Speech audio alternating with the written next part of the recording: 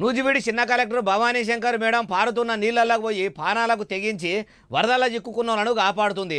ఆంధ్రప్రదేశ్లో ఉన్న తతిమ జిల్లాల కలెక్టర్ల కాడ నుంచి చిన్న అధికారుల దాకా అందరూ చాలా మంది ఉన్నారు. వాళ్ళంతా కూడా ఏం కమాయి చేస్తున్నట్టు ఇటువంటి అధికారులు ఊరుకొక్కలు ఉంటే ఆంధ్రప్రదేశ్ ఆలతే మారిపోతుంది. చూడండి మీరే.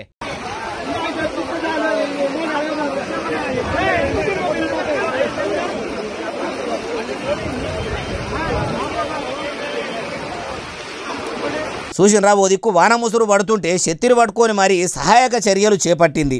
జేసీబీలు తెప్పించి గజయితగాళ్లను రప్పించి వరదల్లో చిక్కుకున్నోళ్లను బయటకు తెచ్చేందుకు తాకతుకు మించి దండ్లాడుతున్నది.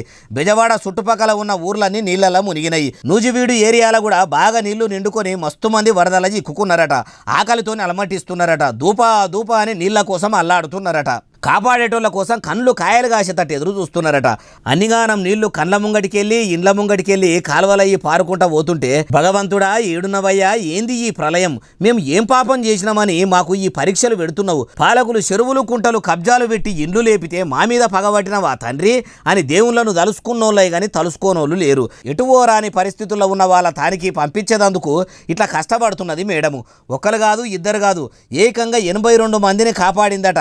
ఇంకా కాపాడేందుకు పాటుపడతానే ఉన్నదట. అంత రిస్క్ తీసుకుని అంతమందిని రక్షించే వరకల్లా బెజవాడ కొండ మీద ఉన్న కనకదుర్గమ్మ తల్లి sub collector Bhavani Shankar madam రూపంలో వచ్చిందని తలుసుకొని మొక్కినోళ్లే గాని మొక్కనోళ్ళు లేరు. అన్ని జిల్లాలో ఉన్న అధికార యంత్రాంగం ఇట్లనే పనిచేస్తే ప్రభుత్వానికి మంచి పేరు వస్తుంది. సర్కారు కొలువులు చేసేటోళ్ళు వాళ్ళు తీసుకుంటున్న జీతానికి న్యాయం చేసినోళ్ళు అయ్యేటోళ్ళు కానీ అందరూ భవానీ శంకర్ మేడం లెక్క ఉంటే వాళ్ళు గవర్నమెంట్ ఉద్యోగులు ఎట్లా అవుతారంటారు ఈ ముచ్చటిన్నోళ్ళు.